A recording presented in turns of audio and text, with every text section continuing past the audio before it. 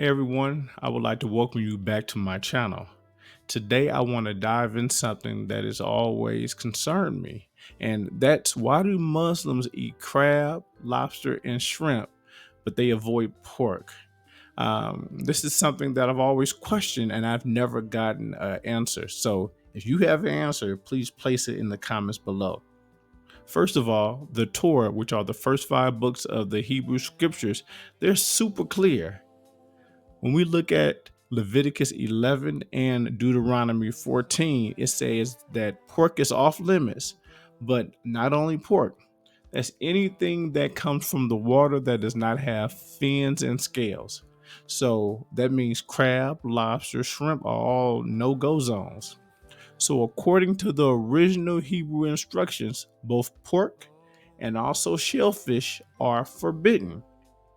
Now, here's where things get interesting. In the Quran, pork is strictly prohibited. So there's no question there, right? There's no arguments. But the Quran doesn't mention shellfish in the same manner as it does pork. Some Islamic scholars interpret what is in the sea as generally permissible, using verses like Quran 5 and 96. Lawful to you is the game from the sea, and its food as provision for you. And so, a lot of Muslims, based off of this verse, they don't mind eating shrimp, lobster, and crab. I want you to imagine that you're in the club and it's a strict dress code, but some folks only enforce part of the rule. Like you have to wear a suit, but for some reason they allow sneakers. Wouldn't you wonder what happened to the original rule? Ancient Hebrew scriptures throws an even bigger curveball. If we look at Numbers 15:15 through 16, God says, "One statute shall be for you of the assembly and for the stranger who dwells with you. You and the stranger shall be the same before the Lord. One law, one custom shall be for you and for the stranger who dwells with you." See, that's eye opening. God is saying that there is one law for everyone, not just Israel. Here's another mind blower that you won't just hear every day. The Hebrew word for abomination, tovia, is used for eating both pork and shellfish. Okay, pork and shellfish. They're put in the same category.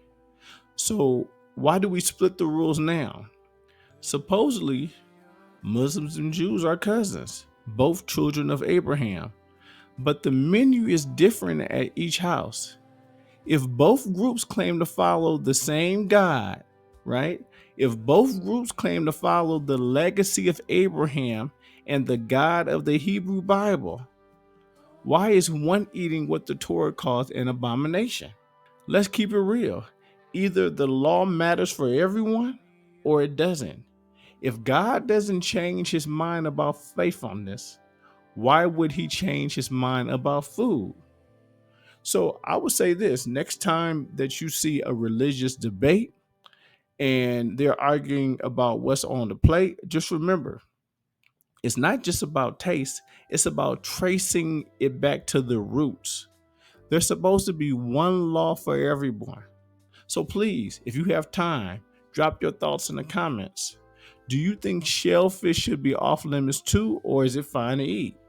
Let's keep it respectful and don't forget to like, share, and subscribe. Thank you for your time.